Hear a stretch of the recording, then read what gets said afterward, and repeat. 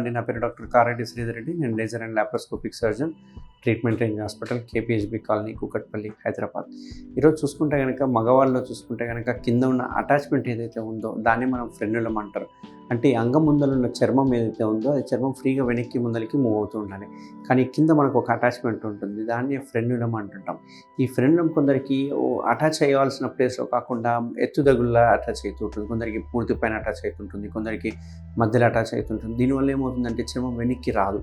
వెనక్కి రాకపోయేసరికి మనం బలవంతంగా వెనక్కి అంటే కనుక మెల్లగా ఆ అంగం యొక్క ముందర భాగము బెండ్ అవుతూ ఉంటుంది. ఇట్లాంటి వాళ్ళకి ఇంటర్కోర్స్ చేసినా కానీ లేకుంటే బలవంతంగా ఇంటర్కోర్స్లో పాల్గొన్నా కానీ బ్లీడింగ్ అయ్యే అవకాశాలు ఉంటాయి. అంటే ఫ్రెన్యులర్ టేర్ అయ్యే అవకాశాలు ఉంటుంది, కట్ అయ్యే అవకాశాలు ఉంటుంది. అప్పుడు కాస్త ఫ్రెన్యులం మొత్తం కట్ అయిపోయి విపరీతమైన బ్లీడ్ అనేది సంభవిస్తూ ఉంటుంది. ఎటువంటి బ్లీడ్ అంటే ఆ బ్లీడ్కి ఖచ్చితంగా సూచన వేసేంత వరకు ఆగదు, మనం ఒత్తి పట్టుకున్నా కానీ కొన్నిసార్లు ఆగదు. సో అంత విపరీతమైన బ్లీడ్ ఉంటుంది. సో ఇది ఒక ఎమర్జెన్సీ కండిషన్ అన్నట్టు. సో ఈ ఫ్రెన్యులం గురించి ఈరోజు తెలుసుకుందాం. ఎటువంటి లేటెస్ట్ సర్జరీస్ అవైలబుల్ ఉన్నాయో వాళ్ళు తెలుసుకుందాం. యూజువల్గా అంగం ఈ రకంగా చూసుకుంటే కనుక ఈ అంగం ముందలున్న భాగాన్ని మనం గ్లాన్స్ అంటాం. దీని పైన చర్మం ఏదైతే ఉందో ఈ చర్మం ముందలున్న చర్మం ఫ్రీగా మూవ్ అవుతుంది. బట్ వెనకాల చర్మం మాత్రం ఇక్కడ అటాచ్ అయ్యి మనకి ఈ రకంగా ఉంటుంది. ఈ అటాచ్మెంట్ ఏదైతే ఉందో దీన్ని మనం ఫ్రెన్యులం అంటుంటాం. ఇది యూజువల్గా కింద అటాచ్ అయ్యి ఉండాలి. అందరికీ ఎవరికైనా కానీ కింది భాగాన్ని అటాచ్ ఉండాలి. కానీ అట్లా కాకుండా చాలామందికి ఏమవుతుందంటే కొందరికి ఇక్కడ అటాచ్ అవుతుంది, కొందరికి ఇక్కడ అటాచ్ అవుతుంది, కొందరికి ఇక్కడ అటాచ్ అవుతుంది, కొందరికి అయితే ఏకంగా మూత్రం పోసే ద్వారం దగ్గర అటాచ్ అయి ఉంటుంది. అంటే ఈ ఫ్రెన్యులము ఇక్కడ నార్మల్ పొజిషన్లో కాకుండా డిఫరెంట్ లెవెల్స్లో అటాచ్ అవుతూ ఉంటుంది అన్నట్టు. సో ఇట్లాంటి వాళ్ళకి ఏమవుతుందంటే మనం వెనకాలకి చర్మం లాగినప్పుడు ఇక్కడ పట్టేసినట్టు ఉంటుంది. ఇక్కడ పట్టేసినట్టు ఉండడం వల్ల మెల్లగా ఏమవుతుందంటే ఇది బెండ్ అవ్వడం స్టార్ట్ అవుతుంది. అంటే ఈ గ్లాన్స్ అనేది బెండ్ అవ్వడం స్టార్ట్ అవుతుంది అన్నట్టు. సో మనం గట్టిగా వెనక్కి లాగినా కానీ ఒక్కొక్కసారి టేర్ అయిపోయి విపరీతమైన బ్లీడింగ్ అయ్యే అవకాశం ఉంటాయి. సో ఎప్పుడైనా కానీ ఫ్రెన్యులం అనేది నార్మల్ ప్లేస్లో ఉంటే ఎటువంటి ఇబ్బంది ఉండదు. ఎప్పుడైతే అబ్నార్మల్ ప్లేస్లో ఉందో అప్పుడు మనకి ఫ్రెన్యులం ప్రాబ్లమ్స్ వస్తాయి. దీన్ని మనం హై అటాచ్డ్ ఫ్రెన్యులం అంటుంటాం. దీనికి ఏం చేయొచ్చు అంటే మనకు చర్మం ఫ్రీగా మూవ్ అవుతుంది, కానీ ఓన్లీ అటాచ్మెంట్ ఒకటే ప్రాబ్లం అవుతుంది.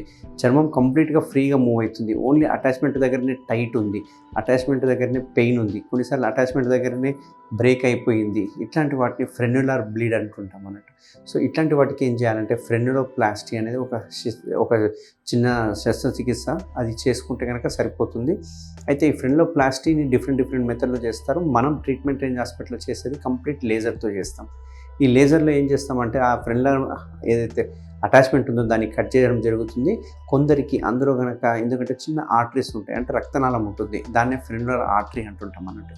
సో ఫ్రెన్యులర్ ఆర్టరీ కనుక అందులో ఉంది అంటే కనుక అది ఎట్లా వస్తుందంటే అది కంప్లీట్గా పర్పెండిక్యులర్గా పోకుండా కింద నుంచి పైకి వచ్చి తొగి చూస్తున్నట్టుగా ఉంటుంది. సో అటువంటి వాటిని టఫ్ టు ట్రీట్ అన్నట్టు. సో దీనివల్ల ఏమవుతుందంటే మనం సూచన వేసినా కానీ ఒకసారి దొరకదు అది. సో దానికి మనం డిఫరెంట్ టెక్నిక్స్ ద్వారా దాన్ని సూచన వేసేసుకొని ఫ్రెన్యులంని కట్ చేయడం వల్ల దీన్ని ఫ్రెన్యులోప్లాస్టీ అంటాం. దీన్ని మనం ట్రీట్మెంట్ రేంజ్ హాస్పిటల్లో లేజర్తో చేయడం జరుగుతుంది. ఈ లేజర్లో అవసరాన్ని బట్టి సూచన వేయడం జరుగుతుంది. అది కూడా అబ్జార్బబుల్ సూచర్ కాబట్టి అది ఇమ్మీడియట్గా మనకు 8 to 10 daysలో పడిపోతుంది అన్నట్టు.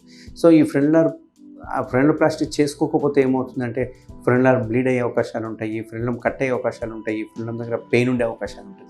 ఇవన్నీ ఉండడం వల్ల ఏమవుతుందంటే పేషెంట్కి ఒక రకమైన డిప్రెషన్కి వెళ్ళిపోవడము, ఇంటర్కోర్స్ చేసినప్పుడల్లా పెయిన్ అనిపించడం, ఇంటర్కోర్స్ చేసినప్పుడల్లా బ్లీడ్ అవ్వడం, ఇట్లాంటివన్నీ మైండ్లోకి వచ్చేవరకు వాళ్ళకి ఎరెక్టైల్ డిస్ఫంక్షన్ స్టార్ట్ అవుతుంది అన్నట్టు. ఈ ఎరెక్టైల్ డిస్ఫంక్షన్ స్టార్ట్ అయిందంటే అంగస్తంభన లోపం అనేది, అంగస్తంభన గట్టిగా అవ్వదు, అంగస్తంభన లోపాలు స్టార్ట్ అవ్వడం జరుగుతుంది. ఈ డిప్రెషన్ వల్ల అంగస్తంభన లోపం జరగడం వల్ల వాళ్ళు ఈడీకి ట్రీట్మెంట్ చేసుకోవడానికి వస్తారు, అంటే ఎరెక్టైల్ డిస్ఫంక్షన్కి ట్రీట్మెంట్ కోసం వస్తుంటారు. ఎరెక్టైల్ డిస్ఫంక్షన్కి నా దగ్గరికి వచ్చే పేషెంట్లో చూసుకుంటే చాలామందికి చూసుకుంటే కనుక ఫ్రెన్యులర్ అటాచ్మెంట్ ఏదైతే ఉందో హై అవడము, మిడిల్ అటాచ్ కావడం అనేది చూస్తూ ఉంటాం. ఇట్లాంటి వాటికి కనుక మనము ఫ్రెన్యులోప్లాస్టీ చేసేస్తే కనుక ఈవెన్ ఎరెక్టైల్ డిస్ఫంక్షన్ కూడా మనము ట్రీట్ చేసిన వాళ్ళం అవుతాం. సో ఎవరికైనా కనుక ఫ్రెన్యులర్ అటాచ్మెంట్లో ప్రాబ్లం ఉంటే కనుక తప్పకుండా నన్ను కన్సల్ట్ అవ్వండి. మనం లేజర్ తోటి ఫ్రెన్యులర్ ప్లాస్టీ చేసుకోవచ్చు. Thank you very much. Thank you Sridhar Reddy sir. Thank you doctor Sridhar Reddy sir. Thank you Sridhar Reddy sir. Thank you Sridhar Reddy sir. Thank you Sridhar Reddy sir. Thank you Sridhar Reddy sir. Thank you Sridhar Reddy sir. Thank you Sridhar Reddy sir. Thank you Sridhar Reddy sir. Thank you Sridhar Reddy sir.